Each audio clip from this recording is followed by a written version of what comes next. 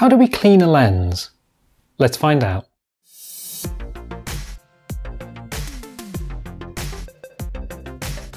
Now this is going to cover SLRs, DSLRs, bridge cameras, and even mobile phones. And there's a couple of ways to clean a lens. The first thing we need to know though is that a lens is not made up of a single piece of glass. It's made up of lots of pieces of glass, even in a mobile phone. And these are called elements.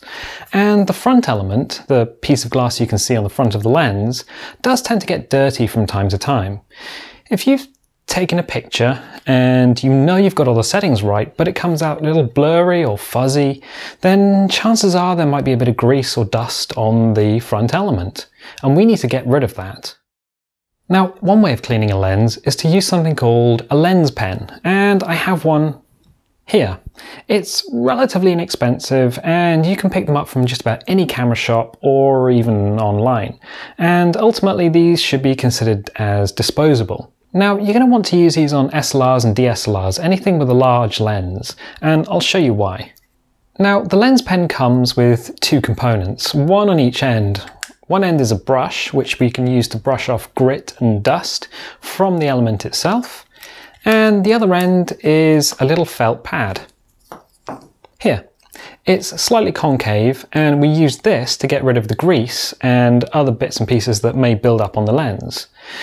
Now, you might be wondering what chemical cleaner we would use on the lens itself, and to be honest, we don't. The only thing we need is a bit of moisture, and that comes from our breath. Yep, the chemical cleaner that you need to clean your lens is just breath. So we breathe on the lens, and then starting in the center, just move the lens pen out, pushing firmly but not too firmly. Lenses have an anti-glare coating on them, and we don't want to cut through that or rub that off. It is fairly tough, but we don't want to chance it, which is also why we use the brush to brush off any grit. When we are using the felt tip, we don't want to rub that grit into the front of our lens. Now, this thing's clean and this is okay, but what if we have something like a mobile phone? Well, the way to clean a mobile phone is to use a glass cloth. Literally, the little cloth you get with a pair of glasses. Now, you can get these just about anywhere. Opticians or online, or maybe even your local camera store.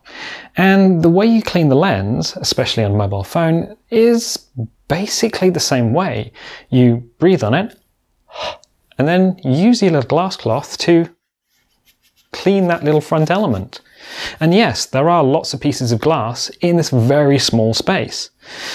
You typically see mobile phone pictures on the internet and they are a little bit hazy and a little bit fuzzy. It's because this thing goes in your pocket or you handle it when you're taking a phone call, but this thing will get covered in grease, and that grease is going to cause flaring and reduce contrast in pictures. So keeping it clean is a really good idea. Now, we can use this cloth on an SLR or DSLR in much the same way, although I would just use the side of the cloth just to brush off any dust or sand that gets on that front element, and then clean it in exactly the same way, just by breathing on the lens, and then working from the center, just getting rid of the moisture with the cloth. And that's enough to get rid of any grease or buildup on that front element. Hang on a minute, these lenses have a rear element. We know this. I've seen it when I've put it on the camera. How do I clean that? To be honest, the camera body protects that rear element pretty well, and in all the time I've had cameras, I don't think I've ever cleaned the rear element to a lens. If I were, I would just dismount it from the body of the camera and clean it in exactly the same way. Either brush off any dust with the side of the cloth and then breathe on it and clean it as I would the front element, or use the brush on our lens pen and then the felt pad. So there we have it. Nice contrasty images, no flaring, and a nice clean lens. Thank you so much for watching. If you found this video helpful or informative in any way, please consider subscribing. Also, check out some of the other videos on the channel, and I will catch you next time.